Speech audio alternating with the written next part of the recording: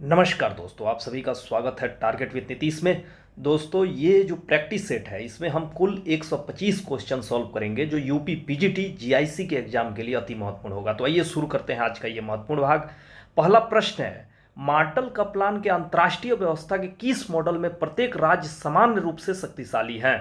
तो इकाई निषेधाधिकार जो व्यवस्था है इसमें जो है समान रूप से सभी राज्यों को शक्तिशाली माना है मार्टन कपलान ने अपनी व्यवस्था में। इन्होंने 6 कुल मॉडल बताए थे, जिसमें से एक यही ऐसा मॉडल है जिसमें सभी प्रत्येक राज्य समान रूप से शक्तिशाली हैं। क्वेश्चन नंबर 2 है, निम्नलिखित में से किसने यह विचार दिया कि युद्ध एक प्रकार से दुश्मन को हमारी इच्छा अनुसार मजबूर करने के लिए किया गया बल है? तो राइट आंसर क्या हो जाएगा? ए नंबर, कार्ल वान क्लाउडविट्ज।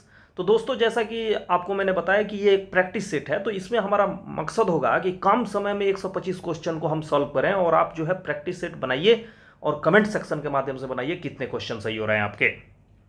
अगला प्रश्न है, निम्नलिखित में से कौन सा भारत की विदेश नीति का निर्देशक सिद्धांत नहीं रहा है?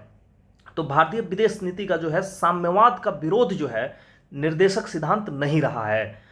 क्वेश्चन नंबर 4 है, the cold war retrospect and prospect के लेखक कौन से हैं? तो फेडरिक एल सुमैन की यह पुस्तक है। तो राइट आंसर हो जाएगा B number.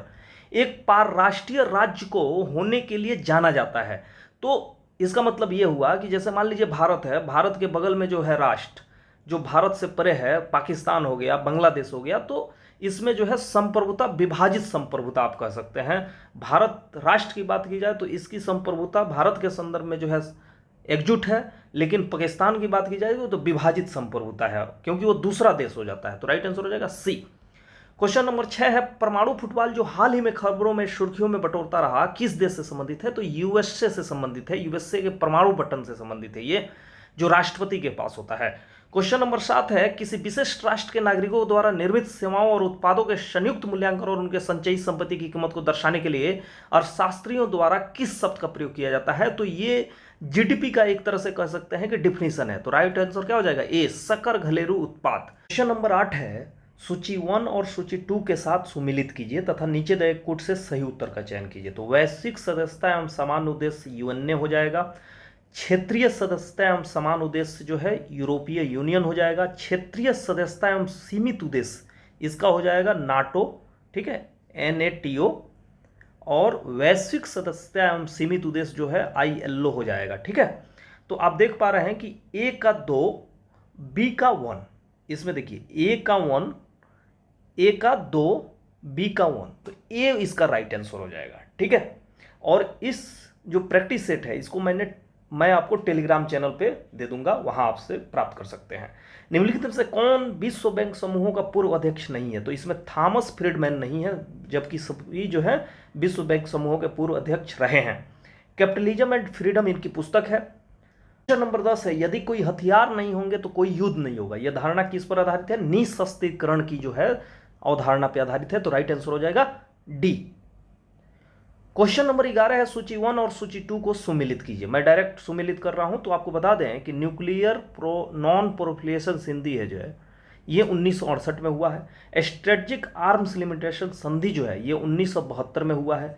Intermediate nuclear force संधि जो है 1987 में हुआ है। और स्ट्रेटेजिक ऑफेंसिव रिडक्शन संधि जो है 2002 में हुई है। तो ए का 2, बी का 3, ए का 2, बी का 3। तो इसमें जो है ए ऑप्शन में देख रहे हैं कि ए का 2, बी का 3, सी का 4 और डी का 1। तो राइट आंसर क्या हो जाएगा? ए। आपको बता दें कि साल्ट 1 जो हुआ था, स्ट्रेटेजिक आर्म्स लिमिटेशन ट्रीटी, ये 1972 में हुआ था। साल्ट 2 1979 में हुआ था। इसी तरह जो है स्ट्रेटेजिक आर्म्स रिडक्शन ट्रीटी 1 जो है 1991 में, और न्यू स्टार्ट ट्रीटी 2010 में हुई थी। तो राइट आंसर ये भी आपको एडिशनल फैक्ट के रूप में याद रखना है।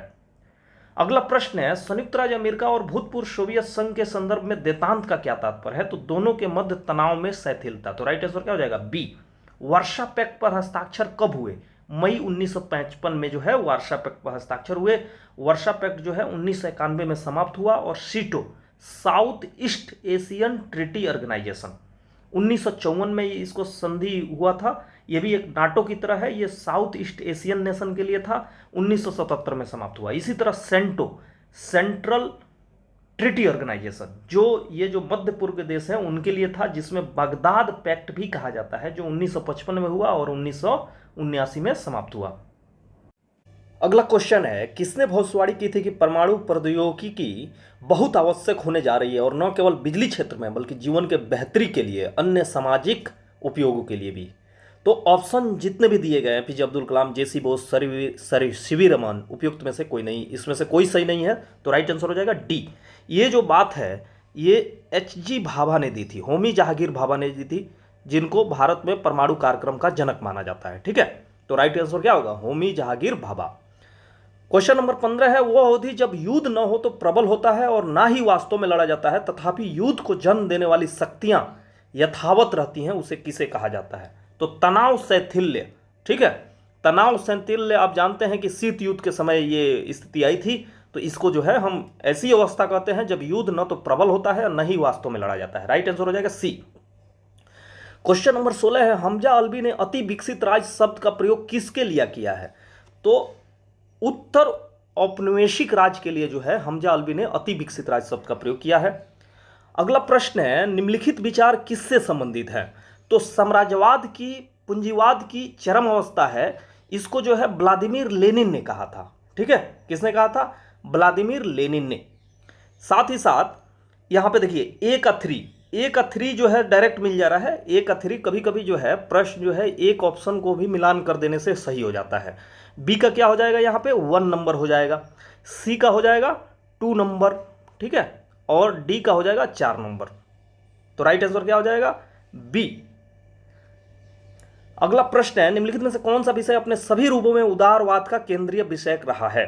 तो उदारवाद में आप जानते हैं कि राज्यों के जो है प्रतिस्पर्धी हितों के बीच सद्भाव और संतुलन की धारणा पे काम करता है। तो राइट आंसर हो जाएगा डी। राइट आंसर हो जाएगा डी।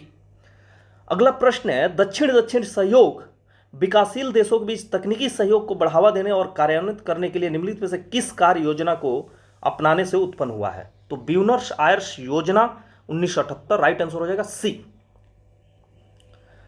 अगला प्रश्न है, अंतर्राष्ट्रीय संबंधों में संतुलन या स्थिरता के निश्चित तत्व के रूप में शक्ति संतुलन का वर्णन किसने किया है?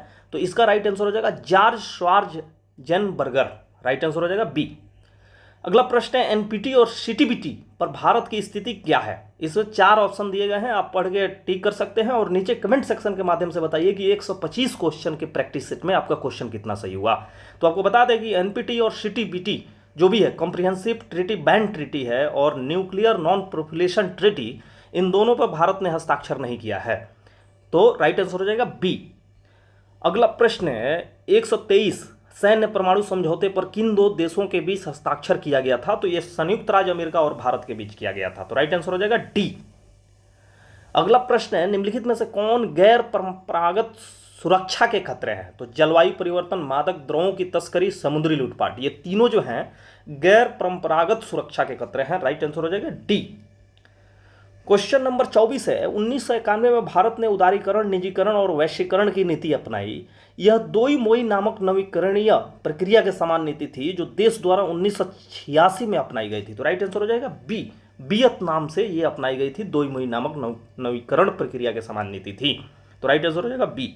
भारत की विदेश नीति मुख्य रूप से किस सिद्धांत द्वारा निर्देशित होता है? तो वर्तमान समय में जो है सामरिक स्वायत्तता यानी कि स्ट्रेटेजिक ऑटोनॉमी पे ये निर्धारित होता है। क्वेश्चन नंबर 26 है, किस द्वीप पर मालदीव के एक मुफ्त दावे का समाधान 1976 के समुद्री सीमा संधि द्वारा किया गया, जिसके तहत मालदीव ने इस भारत के अभिन्न अंग के रूप में इसे मान्यता दी? तो मिनीकॉय जो है इसे जो है मालदीव ने भारत के रूप में, भारत के अंग के रूप में मान्यता दी थी। तो राइट आंसर हो जाएगा बी। अगला प्रश्न है, समकालीन इतिहास लेखन में उदारवादी चरण में भारतीय राष्ट्रीय कांग्रेस के गठन के साथ शुरू होता है। तो भारतीय राष्ट्रीय कांग्रेस का गठन आप जानते हैं कि 28 दिसंबर 1885 को हुई थी। तो राइट आंसर हो जाएगा उदारवादी चरण 1886। क्वेश्चन नंबर 28 है, सूची 1 और सूची 2 को सुमेलित कीजिए। तो सबसे पहले इसमें देखिए सबसे आसान ऑप्शन कौन आ रहा है? तो आप जानते हैं कि प्रशासनिक सुधार आयोग जो है 1966 में बना था। तो बी का यहाँ पे 1 आ रहा है, तो बी का 1 2 जगह है, ठीक है। फिर से छागला आयोग की बात करेंगे तो ये जो है 1962 में बना था छागला आयोग। तो ए का 2 और बी का 1, इसमें देखिए आपको ए नंबर ऑप्शन में आ रहा है। तो राइट आंसर क्या हो जाएगा? ए। ए का 2, बी का 1, सी का 4 और डी का ये 3। तो ए इसका मैच करेक्ट हो जाएगा। भारत में सर्वप्रथम किस राज्य ने लोकायुक्त अधिनियम को लागू किया था? तो राइट आंसर हो जाएगा ए, महाराष्ट्र ने। निम्नलिखित में से किसने कहा था कि भौतिकी या रसायन की तरह प्रशासन भी सिद्धांतों से शासित होता है? तो गुलिक का ये स्टेटमेंट है, तो राइट आंसर हो जाएगा ए नंबर। किसने कहा कि अच्छा प्रशासन तथा लोकतंत्र के साथ साथ चलते हैं? तो इसको, ये जो कथन है इसको जो है लूथर गुलिक ने ही कहा है। अगला प्रश्न है, प्रसिद्ध पर्यावरणीय शब्द पोस्टकार्प किसने दिया था? तो लूथर गुलिक और उरुइक ने जो है पोस्टकार्प शब्द दिया था। राइट आंसर हो जाएगा बी। अगला प्रश्न है, प्रशासन में वित्त सर्वव्यापी रूप से उसी प्रकार सम्मिलित होता है जिस प्रकार वातावरण में ऑक्सीजन। यह किसके द्वारा कहा गया कथन है? तो ये कथन जो है मार्टिन मार्क्स के द्वारा कहा गया है। तो राइट आंसर हो जाएगा डी। किसने प्रबंधकीय संचाल की अवधारणा का विकसित किया था? तो ये ब्लेक एंड मुंटन ने किया था। तो राइट आंसर हो जाएगा डी। आप सारे ऑप्शन को पढ़िए, उसके बाद उत्तर दीजिए। क्वेश्चन नंबर 35 है, किसने कहा कि कांग्रेसीय सरकार समिति सरकार है? तो राइट आंसर हो जाएगा ए, वुड्रो विल्सन ने कहा था। अगला क्वेश्चन है, हर्बर्ट ए साइमन ने निर्णय निर्माण की प्रक्रिया में निम्नलिखित में कौन सा चरण शामिल नहीं किया था? तो शोध प्रक्रिया शामिल नहीं किया था, बाकी सभी किया था। तो राइट आंसर हो जाएगा डी। अगला प्रश्न है, निम्नलिखित में से कौन लोक और निजी प्रशासन में कतिपय भेद नहीं करता? तो पॉल एप्पलबी जो है कतिपय भेद नहीं करते। तो राइट आंसर हो जाएगा सी, जबकि Henri Fayol, Lyndall Urwick, Chester Barnard भेद करते हैं। क्वेश्चन नंबर 38 है, निम्नलिखित में से कौन समकालीन प्रशासन की एक उदयमान प्रवृत्ति है? तो समकालीन प्रशासन की जो है विकेंद्रीकरण जो है एक उदयमान प्रवृत्ति है। पंचायत को चुनाव कराने हेतु निर्णय किसके द्वारा किया जाता है? तो पंचायती चुनाव जो है आप जानते हैं कि राज्य सरकार द्वारा किया जाता है। तो राइट आंसर हो जाएगा बी। किस संशोधन ने भारतीय लोकतंत्र में सरकार के तीसरे स्तर की शुरुआत की थी? तो आप जानते हैं कि 76वां और 74वां जो संशोधन है ये जो है तीसरे स्तर की सरकार की शुरुआत की थी। तो राइट आंसर हो जाएगा बी, इसमें कंफ्यूजन होने की जरूरत नहीं है। किस नगर निगम का मुख्य कार्यकारी अधिकारी यानी कि सीईओ, चीफ एग्जीक्यूटिव ऑफिसर कौन होता है? तो नगर आयुक्त जो होता है वो चीफ एग्जीक्यूटिव ऑफिसर होता है। वोट देने का अधिकार एक है राजनीतिक अधिकार। राइट आंसर हो जाएगा सी। अगला प्रश्न है, किस दशक के अंत में चुनाव आयोग ने मतदान के लिए ईवीएम का उपयोग करना शुरू किया? तो ये 90 के दशक में ईवीएम का प्रयोग शुरू किया। तो राइट आंसर हो जाएगा सी। एक देश एक चुनाव के लिए उच्च स्तरीय समिति में निम्नलिखित में से कौन सा सदस्य के रूप में शामिल नहीं हुआ? तो महेश जेठमलानी जो है शामिल नहीं थे, जबकि एनके सिंह, संजय कोठारी, हरीश साल्वे शामिल थे। तो राइट आंसर हो जाएगा ए। और इस जो चुनाव, एक देश एक चुनाव के लिए उच्च स्तरीय समिति का अध्यक्ष कौन था? तो रामनाथ कोविंद जो है इसके अध्यक्ष थे। क्वेश्चन नंबर 45 है, 1947 के शुरुआत में हिंदुस्तान मजदूर सेवक संघ की स्थापना किसके साथ की गई थी? तो अहमदाबाद टेक्सटाइल वर्कर्स के द्वारा जो है की गई थी। अगला प्रश्न है, जाति व्यवस्था केवल स्वयं के बल पर नहीं टिकी है, एक हिस्सा है जो सामाजिक गठन की एक बहुत ही मजबूत योजना का एक अभिन्न हिस्सा है। इसके द्वारा जाति को पसंद या नापसंद करने का सवाल ही नहीं रह गया है। तो ये 4 ऑप्शन जो दिए गए हैं इसमें जवाहरलाल नेहरू का ये कथन है जाति व्यवस्था वाला। ठीक है, तो राइट आंसर हो जाएगा ए। अगला प्रश्न है, डॉक्टर अंबेडकर के अनुसार भारत में लोकतंत्र के मार्ग में सबसे बड़ी बाधा क्या है? तो जाति प्रथा को जो है लोकतंत्र के विकास में सबसे बड़ा बाधा मानते थे। भारत में राज्य विधानसभाओं में न्यूनतम सदस्य संख्या कितनी होनी चाहिए? 60, जबकि मैक्सिमम की अगर बात की जाए तो 500 होनी चाहिए। कितनी होनी चाहिए? 500 होनी चाहिए मैक्सिमम। भारत का प्रथम गैर कांग्रेसी राष्ट्रपति कौन था? तो भारत का प्रथम गैर कांग्रेसी राष्ट्रपति वीवी गिरी थे। निम्नलिखित से क्या प्रशासन पर विधायी नियंत्रण का साधन नहीं है? तो प्रदत्त विधायन यानी कि डेलीगेटेड लेजिस्लेशन जो है ये तो विधायन करने का एक तरीका है, तो ये नहीं है विधायी नियंत्रण का एक साधन, जबकि स्थगन प्रस्ताव, शून्यकाल और प्रश्नकाल है। भारतीय संविधान का कौन सा अनुच्छेद राष्ट्रपति को नियंत्रक एवं महालेखक परीक्षक को नियुक्त करने का शक्ति प्रदान करता है? तो राइट आंसर हो जाएगा बी, अनुच्छेद 148। क्वेश्चन नंबर 52 है, भारतीय संविधान में केंद्र राज्य प्रशासित संबंध निम्नलिखित में से किस अनुच्छेद में वर्णित है? ठीक है, तो विधायी संबंध की बात की जाएगी तो 245 से 255 हो जाएगा, और जो प्रशासनिक संबंध है वो 256 से 263 हो जाएगा, और 264 से 291 जो है वित्तीय संबंध है। तो आपको ये तीनों याद रहना चाहिए। 245 से 255 जो है विधायी संबंध, 256 से 263 प्रशासनिक संबंध, और 264 से 291 वित्तीय संबंध। निम्नलिखित से किस आयोग ने पिछड़े वर्गों में निम्नलिखित में से किस आयोग ने पिछड़े वर्ग में क्रीमी लेयर की पहचान की थी? तो रामानंदन आयोग ने की थी। तो राइट आंसर हो जाएगा बी। मौलिक अधिकारों के संबंध में निम्न में से कौन सा अनुच्छेद तब भी निलंबित नहीं किया जा सकता जबकि आपातकाल की घोषणा प्रवर्तन में है? तो अनुच्छेद 20 और 21। राइट आंसर हो जाएगा बी। भारत की संप्रभुता, एकता और अखंडता को धारित और रक्षित करना यह प्रावधान है मूल कर्तव्यों में। राइट आंसर हो जाएगा डी। क्वेश्चन नंबर 56 है, किसके अनुसार भारतीय संविधान का लक्ष्य अखंड जाल में अंतर्गुफित 3 विशिष्ट तत्वों के रूप में राष्ट्रीय एकता, लोकतंत्र और सामाजिक क्रांति के लक्ष्य को प्राप्त करना है? तो राइट आंसर हो जाएगा सी, ग्रेनविल ऑस्टिन।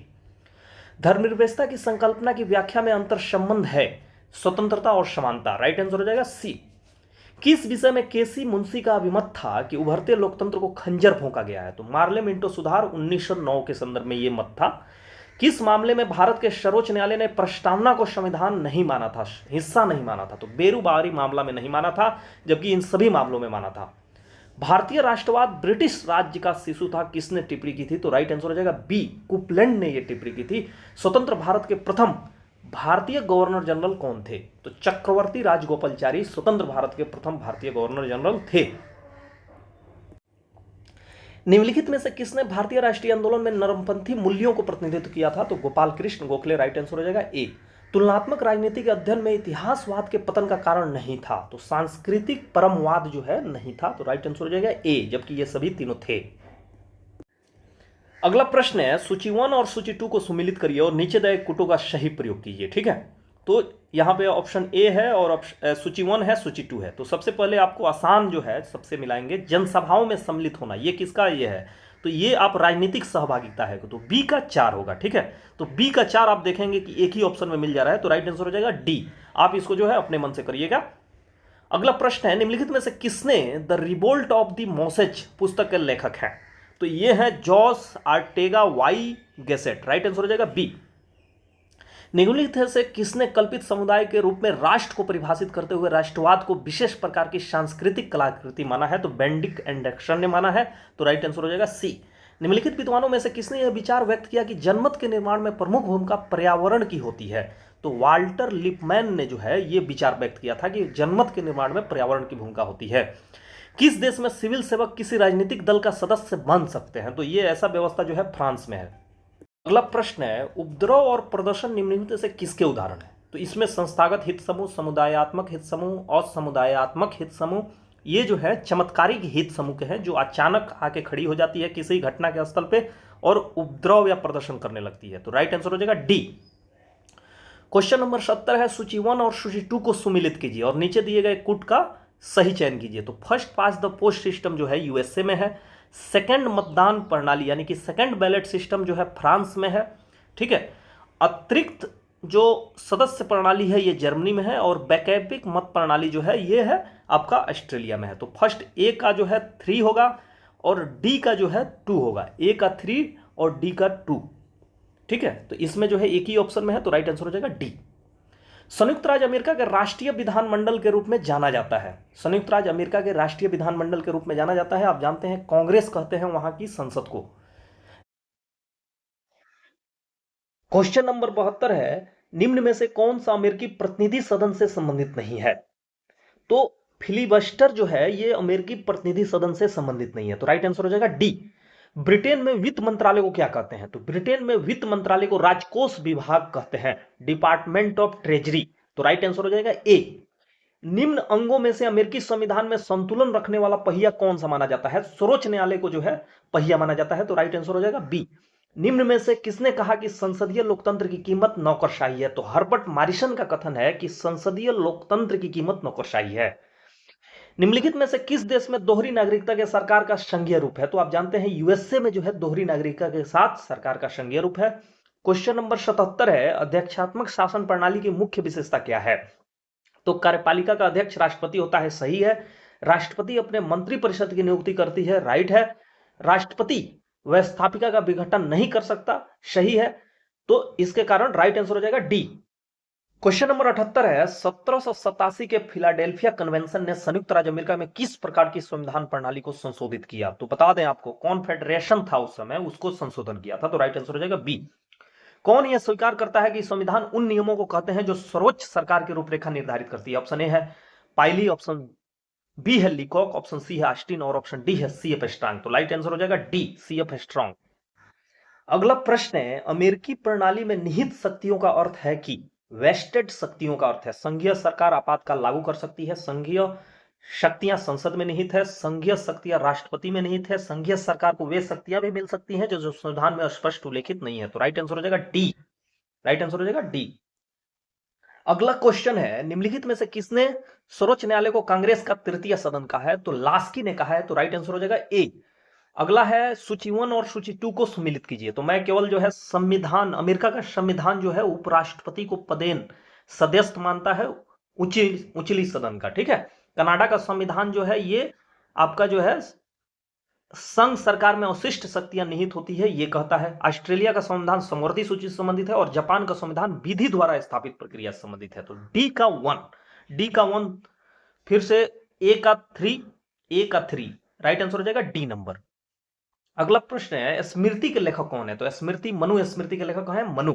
कौटिल्य के अर्थशास्त्र के किस अधिकरण में राज्य के 7 अंगों का विवेचन किया गया है? तो मंडल योनि, राइट आंसर हो जाएगा।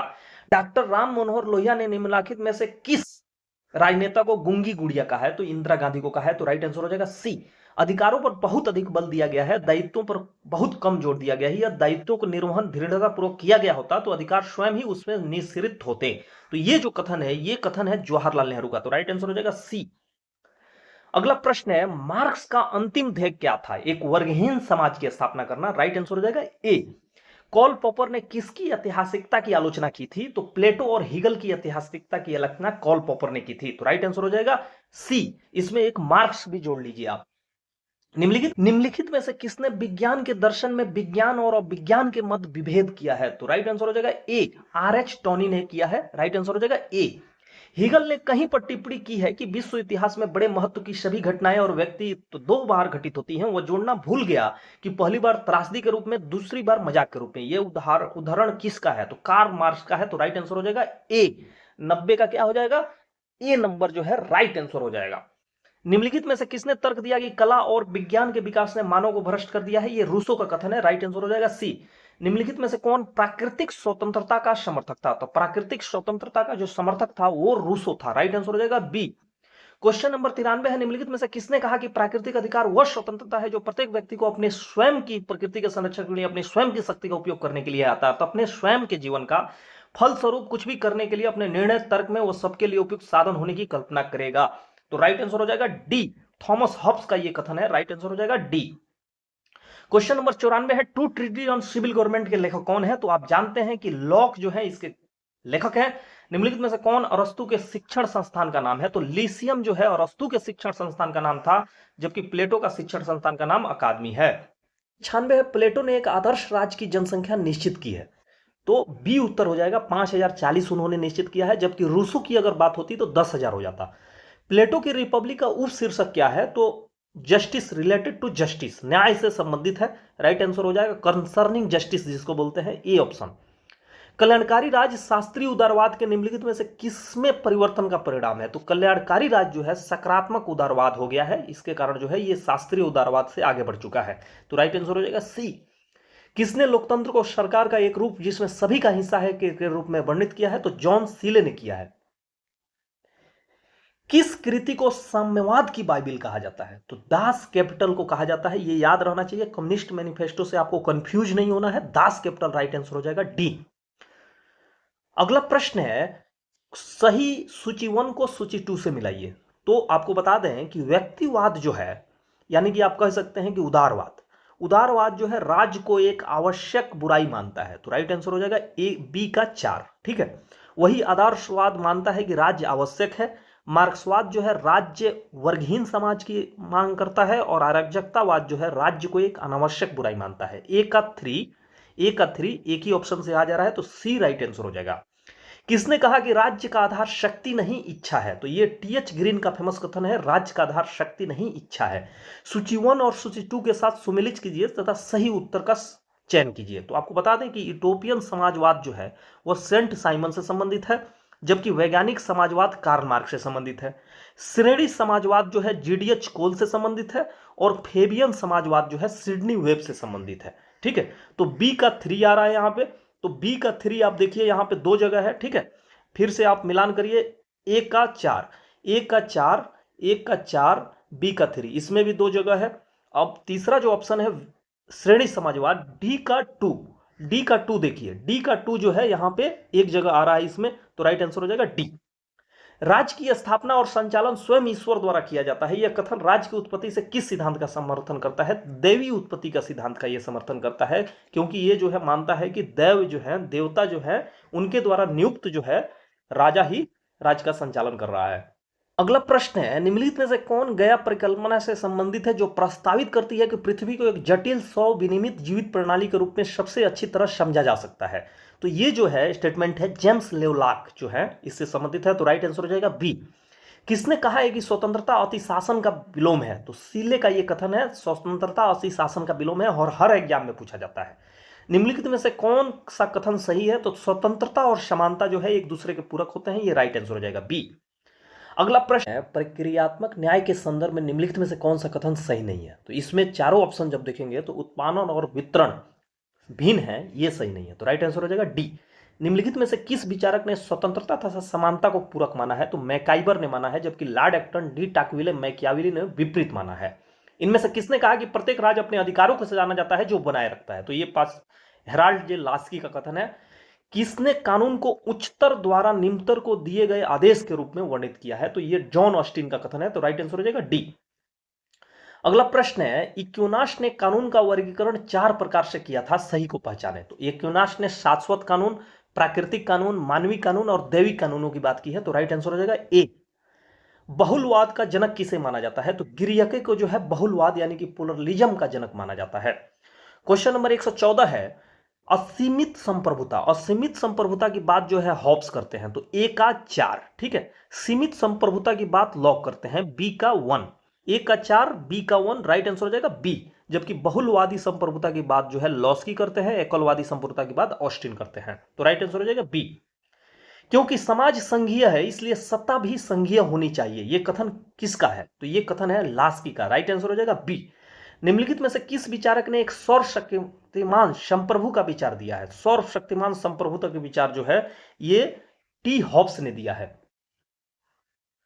निम्नलिखित में से किस विचारक ने सामाजिक समझौते सिद्धांत की आलोचना नहीं की है? तो इसमें सभी ने की है, राइट ने नहीं की है, तो राइट आंसर हो जाएगा बी। राज न ही ईश्वर की रचना है, न श्रेष्ठ शारीरिक, बल्कि न ही प्रस्ताव एवं सम्मेलनों की रीति है, न परिवार का मात्र विस्तार। यह कथन किसका है? तो यह कथन है गार्नर का, तो राइट आंसर हो जाएगा बी।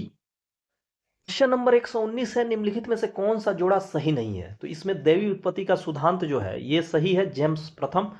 शक्ति सिद्धांत ओपेनहाइमर से संबंधित है। पितृसत्तात्मक सिद्धांत जो है मैक्लॉन से संबंधित नहीं है, यही गलत है, ठीक है। जबकि मातृसत्तात्मक सिद्धांत जो है जेंक्स से संबंधित है, तो राइट आंसर हो जाएगा सी, ये सम्मिलित नहीं है। 119 का सी।